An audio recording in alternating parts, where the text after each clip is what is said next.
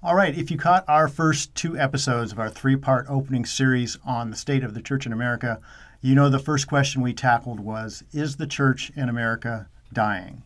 And after defining our terms, we decided that for evangelicalism in particular, the jury is still out. It remains to be seen.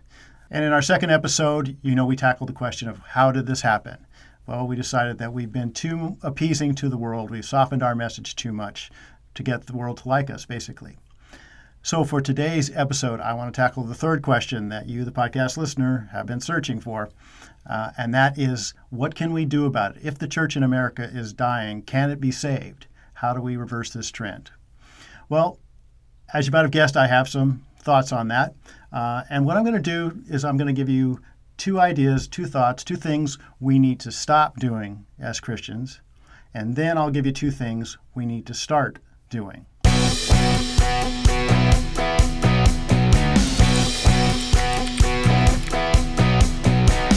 So the first thing we as a church and as Christians need to stop doing is we need to stop thinking or believing or hoping that the world will like us. The world is not going to like us. We're promised that. Jesus said if we're followers of his, the world will hate us even.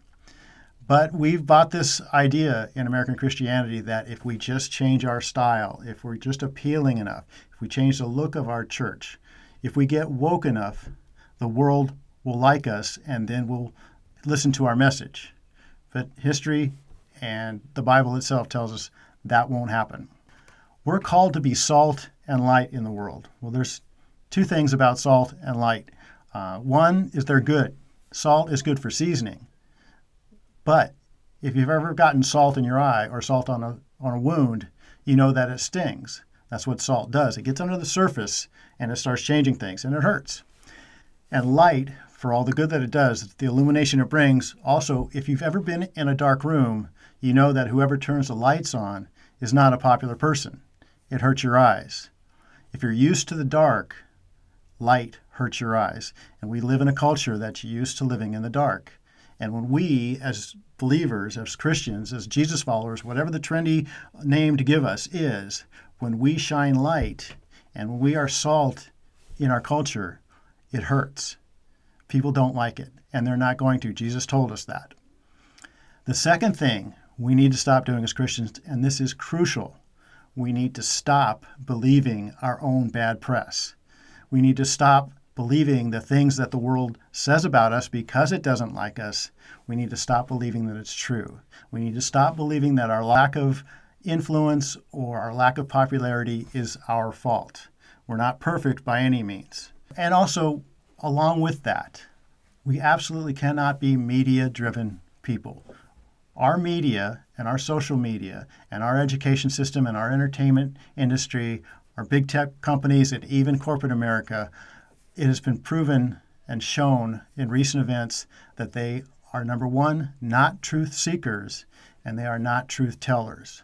So if we believe them in what they say about us, we're believing lies.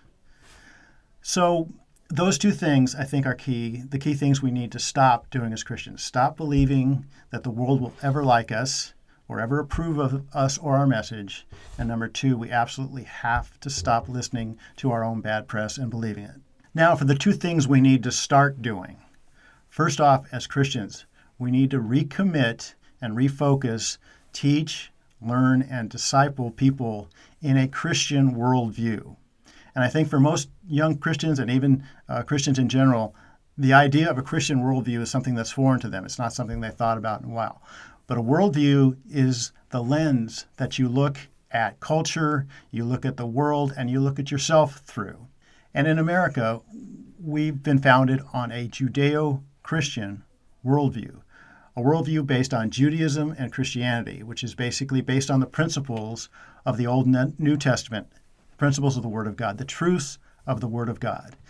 But with all the competing worldviews we have, the secularism, Marxism, socialism, and all the subcategories of that, critical theory, identity politics, all these things that compete against a Christian worldview on a daily basis, we've lost sight of what makes us different, what makes us unique, We've lost our commitment to the truth of the Word of God because our culture and these competing worldviews don't value truth.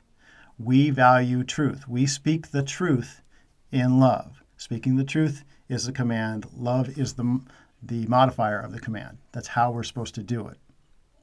But in recent times especially, I've noticed a trend, even in my own church circles, where there's an abandonment of truth in favor of making people feel good, considering their feelings, hoping that if we do that, they'll listen to the truth later on. Problem is, competing worldviews don't want to hear the truth. So we have to double down on our commitment to the truth and our commitment to that Christian worldview. And the second thing we need to do, and this is the most radical of all, we need to start, one, praying for revival, praying that the remnant of believers that remains in all our categories of Christianity, that God would use them to bring revival to our country. As what God's plan usually is, using that remnant, using that small group of believers who are faithfully praying to bring about his kingdom in a culture. And along with that, we need to prepare for trouble, because trouble is coming. Those institutions I was talking about, and even add to that our government. For the first time in American history, our government is becoming hostile to us, along with all the media, social media, big corporations, education. With all those elements of our society being hostile to us, that's really nothing new, but it is new in the United States for the government to be against us, actively against us. And no, it's not to the level of persecution of the early church, but it really doesn't have to be persecution. Persecution rarely starts full on. It usually starts small and then builds. But even if it's not full on persecution, it is hostility, and we need to prepare for it. And the thing we need to pray the most, and this is a little counterintuitive, but when trouble comes, if persecution ever comes, but if trouble comes, we need to pray that it would come to us, not to that Christian over there or that church over there. I can in good conscience pray, God, please don't bring persecution to me. Bring it to someone else, please. The blessing is in those who are persecuted. The judgment is on those who persecute the church. And in our society is so polarized. Even in Christianity, in evangelicalism, we have people on one side who want to appease our culture, appease our government. Those people, it would be very easy for them to fall into the trap of not only facilitating the persecution of their brothers and sisters, but maybe even participating in it. And I don't want that to happen. I don't want to see that happen in the church. So, pray for revival and prepare for trouble. So those are my thoughts on the three questions. Again, these were the top three questions that came up to us on how to deal with the church in culture, the possible death of the church in the United States, how it happened, and most of all, what we can do to stop it. Stay tuned next week. Next week on what you've been searching for, I'm going to change things a little bit up. I'm going to put on my critic's hat. Another topic that came up in our research is that you want to hear a review of the miniseries The Chosen. And I've watched it. I've watched season 1, and I definitely have some thoughts to share with you on it.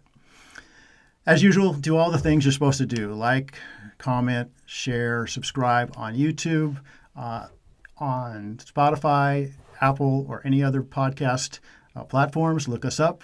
And most of all, go to ChristianPodcastCentral.com. Check out all the other content like this on our channel. And we'll see you next time. Thanks for listening.